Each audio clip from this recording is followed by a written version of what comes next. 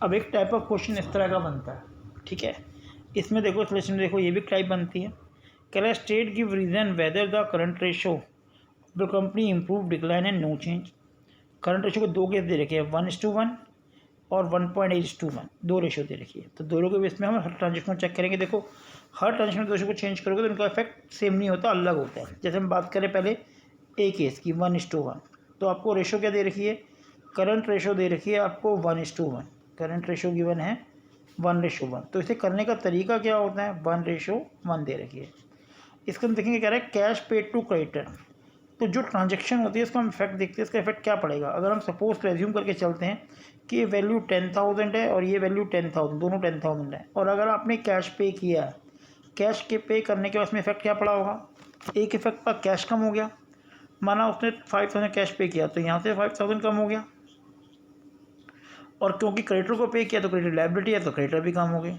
तो इसको लेस करने के बाद जो हमारी रेशियो आई वो 5:5 आ गई। इसका मतलब पेमेंट करने के बाद रेशियो में कोई फ़र्क नहीं पड़ा। तो इसका मतलब जब रेशियो 1:1 होती है तो करंट रेशियो में इस ट्रांजेक्शन का कोई फ़र्क नहीं पड़ेगा। क्यों, क्योंकि हम एग्जांपल लेके चलिए, माना 10,000 है और क्रेडिटर जो पे करे वो 5,000 के पे करे, तो एक कैश कम हुआ तो क्रेडिट कम होगी, क्रेडिटर कम हुआ तो लायबिलिटी कम होगी।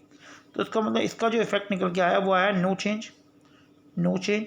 और अगर रीज़न की बात करें तो मैंने कहा था रीज़न में हम क्या लिखते हैं, ये लाइन लिखते हैं, लिखा है current assets and current liability decrease by same amount, same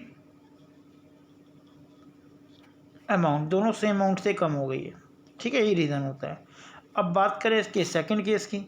अगर हम इसके सेकंड केस की बात करें तो देखो उसमें क्या हो रहा है, ये 1.8 सेम वो लेके चलते हैं। तो नाउ करंट रेशो कितनी होगी आपकी, करंट रेशो माना करते हैं 8,000 और 1 है तो ये 10,000 हो गई। अब इस केस में हमने सेम पेमेंट करी, यहाँ पे 5,000 की और यहाँ पे 5,000 की। तो इसको हम कैलकुलेट करते हुए कितना हो गया, 3/5। तो पहले क्या था, पहले था 8/10, 8/10 था एक तरह से। अगर हम इसकी बात करें कैंसिल करते हैं तो 4/5 आता है, लेकिन अब कितना आ गया है 3/5। तो इसका मतलब रेशो क्या हो गई, पहले 4/5 थी अब 3/5 हो गई। अगर हम इसे और कैलकुलेट करें तो 0.8 आता है, इसे कैलकुलेट करेंगे तो 0.6 आएगा। इसका मतलब रेशो क्या हो गई, डिक्रीज़ हो गई। देखो सेम ट्रांजेक्शन है लेकिन रेशो अलग होने के कारण इफेक्ट अलग पड़ रहा है। तो यहाँ पे क्या लिखोगे, रीज़न में डिक्रीज, रेशो डिक्रीज हो गई। और रीज़न क्या होगा, रीज़न वही current assets and current liability decrease by same amount, same amount जो अब ये कर रहे हो। तो यहाँ पे हमने देखा कि अगर रेशो सेम हो, अलग अलग हो और सेम ट्रांजेक्शन अलग इफेक्ट पड़ता है। एक ट्रांजेक्शन और लेके चलते हैं, आपको और क्लियर हो जाएगा। अगर हम बात करते हैं यहाँ पे, जैसे हम बात करते हैं ये ई वाले पॉइंट की, अगर हम बात करते हैं तो कई बार हो सकता है कोई इफेक्ट ही ना पड़े। ये भी हो सकता है कि जैसे ई में देखो क्या हो रहा है, कैश परचेज ऑफ गुड्स। अब अगर हम पहले उसकी बात करते हैं, माना 5,000 कैश परचेज किया, तो कैश परचेज में इफेक्ट क्या पड़ेगा, एक तो कैश डिक्रीज़ कर गया और दूसरा फर्नीचर परचेज कर गया, गुड्स है। ई की बात करें, गुड्स मतलब स्टॉक इंक्रीज़ कर गया। तो कैश क्या है, करंट एसेट, स्टॉक भी क्या है, करंट एसेट्स। तो सेम अमाउंट से बढ़ा, सेम अमाउंट से कम हुआ, तो रेशो में कोई चेंज नहीं होगा। अगर हम पहले केस की बात करें 1:1 की, तो करंट रेशो में देखो कोई फर्क नहीं पड़ा। माना 10,000 है, 10,000 है, आपने कैश परचेज 2,000 क्या किया, तो कैश 2,000 से बढ़ गया, वो सॉरी कैश कम हो गया और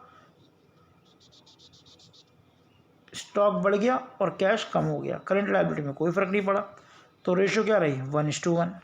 और सेम केस में जाएगा 8, इसमें 8/10, सेम वही, स्टॉक बढ़ा 2,000 से, कैश कम हुआ 2,000 से, रेशो क्या रही 0.8:1। तो इसका मतलब रेशो में कोई फ़र्क नहीं पड़ा। क्यों फ़र्क नहीं पड़ा, रीज़न वही आएगा कि current assets and current liability. अगर इसकी रीज़न की बात करें तो रीज़न आप ये लिख सकते हो, current assets and current liability no change, are not affected, are not